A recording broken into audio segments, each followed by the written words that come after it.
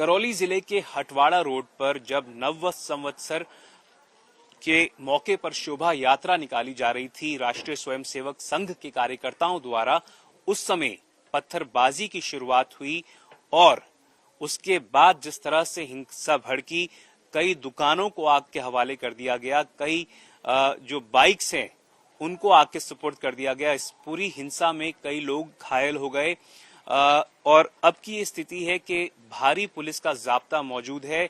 करौली में कर्फ्यू लगा दिया गया है। उस समय जो स्थिति बनी हुई थी, करौली के हमारे संवाददाता गोपाल मौजूद थे, उन्होंने देखा अपनी आंखों से। गोपाल इस समय हमारे साथ हैं। गोपाल, आप बता रहे थे कि जो कुछ हुआ उस समय आप वहां पर थे, ये बताएं कि क्या वहां पर उस समय का मंजर था? उस समय क्या है, रैली हटवाड़ा रोड से निकल रही थी तो अचानक ही पत्थरबाजी शुरू हो गई मकानों के ऊपर से। तो पत्थरबाजी शुरू हुई तो फिर भगदड़ मच गई। बाइकें छोड़ के नहीं आ रहे थे, इसके जितने भी कार्यकर्ता थे उधर उधर भागने लगे थे। तो उसको देखते हुए और पत्थरबाजी ज्यादा बढ़ गई। फिर दोनों तरफ से ही शुरू हो गई एक दूसरे को बचाने के चक्कर में। फिर जैसे जैसे स्थिति खराब होती गई, घटना जो है आगजनी के रूप में बदल गई। दुकानें जलाने इधर उधर शहर में। तो मैं भी एक गुडारा बाजार पहुंचा था कवरेज के लिए, तो वहाँ बाजार बंद था। तो उसका जैसे ही कवरेज करने लगा तो मोबाइल पीछे से आया और एक मोबाइल छीन लिया, उसको तोड़ के फेंक दिया और फिर मेरे साथ भी मारापीटी की है। इसमें आंख पे चोट लगी है।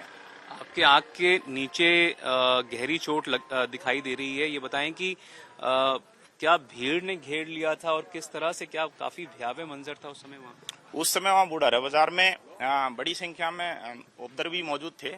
तो जिन्होंने मेरे को रोका, मैं क्या बंद दुकानों का सीन लेना चाह रहा था, लेकिन वो पीछे से आए और मोबाइल को ले लिया और तोड़ के फेंक दिया और मेरे साथ मारपीट भी कर दी थी।